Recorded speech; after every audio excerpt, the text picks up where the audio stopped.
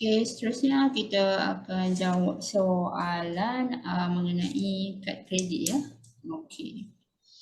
Bagi penyata kad kredit GAN untuk bulan Jun ialah 3,250. Okey.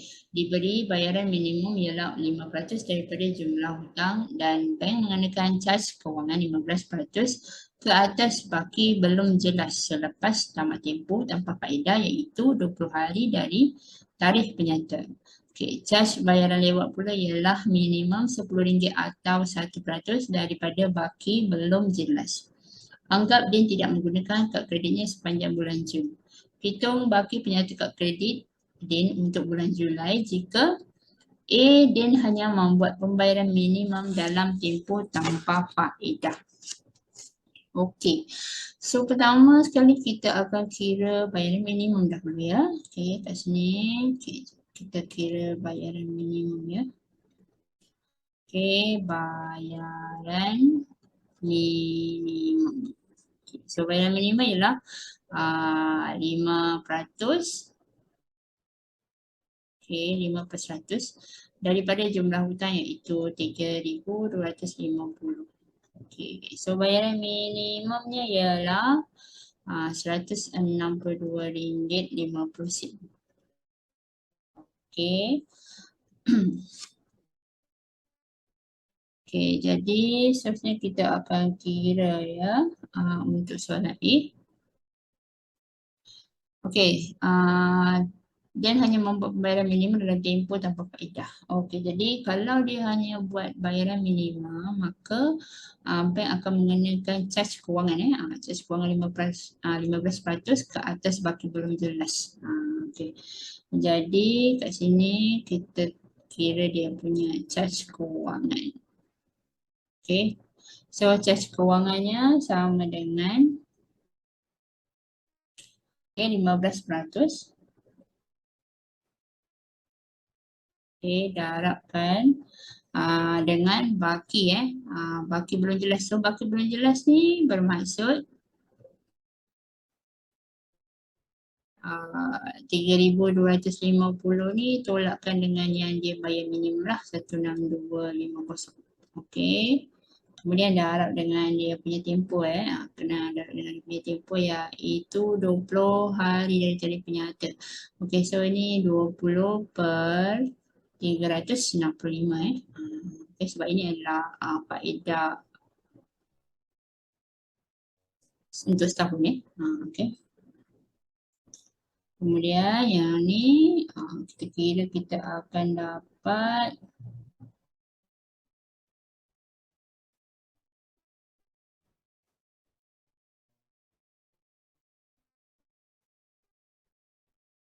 RM25.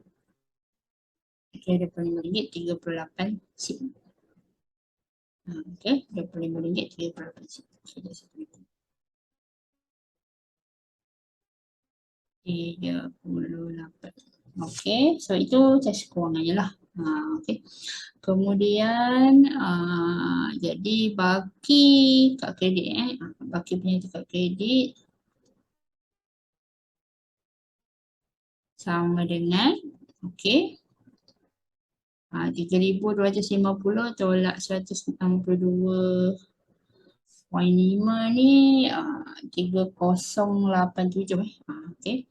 Jadi 3087 okey 0.5 okey. Kita tambahkan dengan 25.38 lah. Maksudnya baki belum jelas tambah dengan dia punya caj kewangan. Jadi nanti bulan Julai dia punya baki kad kredit dia akan jadi 3,112.88. Okey. Ini untuk soalan A lah. Okey, kita tengok soalan B pula Okey, soalan B dia membayar sebanyak 1,800 dalam tempoh tanpa faedah. Okey, jadi maksudnya dia tak bayar penuh kan. Okey, jadi kalau dia tak bayar penuh, dia still lagi akan dikenakan caj kewangan lah. Okey, jadi kita kira lagi sekali caj kewangan. Okey, so samalah macam tadi 15%. Okey, tapi kali ni 3,250 ni kena tolak dengan 1,800 sebab dia bayar 1,800. Okay. Kemudian darat dengan tempoh 20/365. Okay, so yang ini kita kira kita akan dapat RM11. Okay, RM11.92. Okay. Jadi dia punya baki penyata sama dengan, okay, yang ni 3250 tolak 1,800 ni akan dapat 1450 jadi tambahkan dengan dia punya cas kewangan. Okay, maka jumlahnya akan jadi RM1,461.92. Okay, soalan B. Okay, next kita buat soalan C pula. Soalan C, dia terlupa membuat sebarang pembayaran. Okay, kalau dia terlupa langsung buat sebarang pembayaran, maka dia akan dikenakan dua jenis charge. Okay, pertama, charge kewangan. Okay, sebab dia tak bayar lagi baki dia punya hutang. Kemudian yang kedua, dia akan dikenakan charge lewat bayar ataupun charge bayar lewat. Okay. So untuk charge kewangan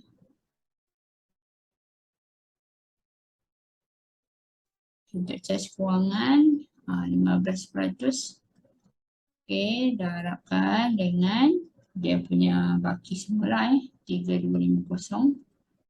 Okay, lepas tu darab 20/365. Okay, ini akan dapat RM26.71. Okay. Kemudian untuk cas bayar lewat pula. Okay, tadi dia sebut cas bayar lewat ialah 10%. 10% pula, sorry. RM10 atau 1%. Okay. So kita kira charge bayaran lewat. Okay, yang ni sama dengan 1%. Okay, darab dengan, okay, yang ni dia punya baki tadi 3250 kan. Okay, kena tambah sekali. Cas bayar lewat ni termasuk dengan cas kewangan, kena tambah kena tambah sekali RM26.71 kena tambah. Okay. So yang ini lepas tambah darab 1%, so kita akan dapat 30 ni sama dengan 1% darab 3276.71. Okay, so ni sama dengan RM32.77 lah. Okay, kita bunda jadi 73 sen. Jadi dia punya baki penyata untuk bulan seterusnya akan jadi 3276.71 tambah dengan 32.77.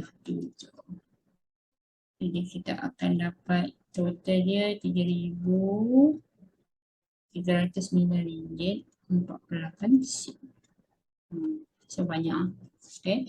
Saya ingat cas bayaran lewat ni termasuk sekali dengan cas kewangan ni. Kena tambahkan dulu, lepas tu baru awak kira 1% berapa. Okay.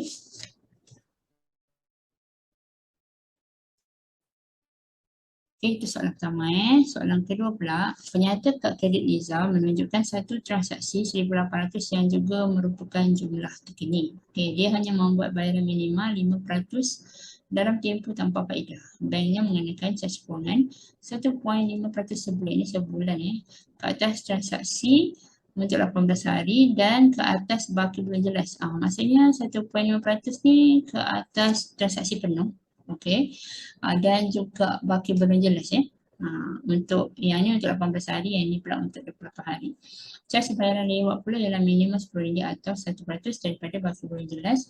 Hitung jumlah terkini bagi penyata bulan berikutnya jika Liza tidak menggunakan kad kreditnya dalam bulan tersebut. Okay. So kita kira dulu bayaran minimum. Okay, bayaran minimum sama dengan 5% darab dengan hutang dia RM1,800. Okay, jadi ini sama dengan RM90. Okay. Okay, kemudian kita kira dia punya charge kewangan. Okey, cas kewangan dia, okey ada dua Satu untuk transaksi, satu lagi untuk baki belum jelas. Okey, jadi untuk yang transaksi ni kena ambil full amount lah, yang 1,800 ni awak kena ambil. So, 1.5%, okey, darab dengan 1,800. Okey, sebab transaksi dia 1,800 Kemudian tempoh dia 18 per, okey, bukan 365 hari tapi sebab sebulan, kalau sebulan tu kita kira sebagai 30 hari. Okey, sebab ni untuk sebulan dia bukan peratus untuk setahun Okey, jadi per 30 lah. Kemudian tambah satu lagi, charge adalah untuk baki belum jelas. Okey, baki belum jelas sama juga persen dia, 1.5%. Okey, tapi baki belum jelas kat sini ialah 1,800 tolak 90 Okey, okey tolak 90 dulu lah. Okey, sebab dia dah bayar 90 baki minimum. Kemudian darabkan dengan tempoh 28 28 per 30. Okey. So yang ni awak kira akan dapat okey ni boleh kira sekali awak boleh kira sekali. So nanti akan dapat total semua RM40 14 Okey, so ni saya kewangan dia. Maka dia punya baki penyata okey ialah baki terkini. Okey, baki terkini dia 1,800 tolak 90 ni sama dengan 1,710 lah. Okey, 1,710. Kita tambahkan dengan dia punya charge kewangan. Okey, 14 sen. Jadi dia total semua ialah RM1,750 14 sen. Okey. Boleh Okey. Itu nombor 2. Kemudian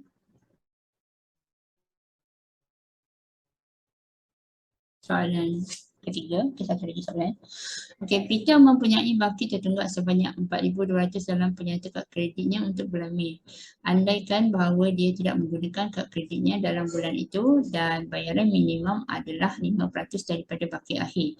Diberi kadar faedah tahunan yang dikenakan ialah 18% ke atas baki belum jelas dan tempoh tanpa faedah pula ialah 20 hari. Okey, cas bayaran 50 ialah minimum RM10 atau 1% daripada baki belum jelas. Jika Peter terlambat membuat bayaran minimum selepas tamat tempoh tanpa faedah, berapakah baki penyata Peter untuk bulan Jun? Okey. So, kalau dia terlambat bayar, maksudnya kita kena kira sekali dia punya cas bayaran lewat Okey, pertama kita kira dia punya minimum dulu bayaran minimum. Okay, so bayaran minimum. Okay, 5% daripada hutang dia 4,200. Okay, so ini bersamaan dengan 210 Okay. Okay, oleh kerana dia bayar lewat dia bayar lewat, jadi dia tetap akan dikenakan cas kewangan dan cas bayaran lewat. Okey, so pertama kita kira dia punya cas kewangan tu kat sini dia tulis sebagai kadar faedah jadi kita boleh tulis sebagai faedah juga lah. Okay. Soalan ni panggil faedah. Okay, so faedah sama dengan okey, faedah dia 18%. Okey, darab dengan okey, dia punya hutang tadi 4,200 kan. Okey, 4,200 ni okey tolak dengan bayaran minimum lah. Okey. Kemudian darabkan dengan dia punya tempoh iaitu 20 per 365 sebab ini adalah peratus tahunan Okey. So yang ni kira kita akan dapat RM39 35 Okay. Kemudian untuk charge bayaran lewat. Okay, charge bayaran lewat pula. Okay, 1% 1% Okay, daripada okay, dia punya baki hutang iaitu 4,200, tolak 210 ni 3,990 okay. Ni tambahkan sekali dengan faedah dia RM39.35. Okay. So ini sama dengan 1% darab 4029.35. Okay. So ini sama dengan RM40.29 lah. Okay, saya bayar juga. Maka dia punya baki penyata sama dengan okay, 4029.35 tambahkan dengan cas bayaran lewat. Okay. So total dia akan jadi 4069.64. Okay. So inilah baki penyata kad kredit dia untuk bulan Jun yang akan datang. Okay. So ini saja contoh soalan yang berkaitan dengan pengiraan penyata kad kredit. Okay. Satu lagi nanti kita akan sambung dengan bahagian terakhir iaitu mengira faedah pinjaman. Okay.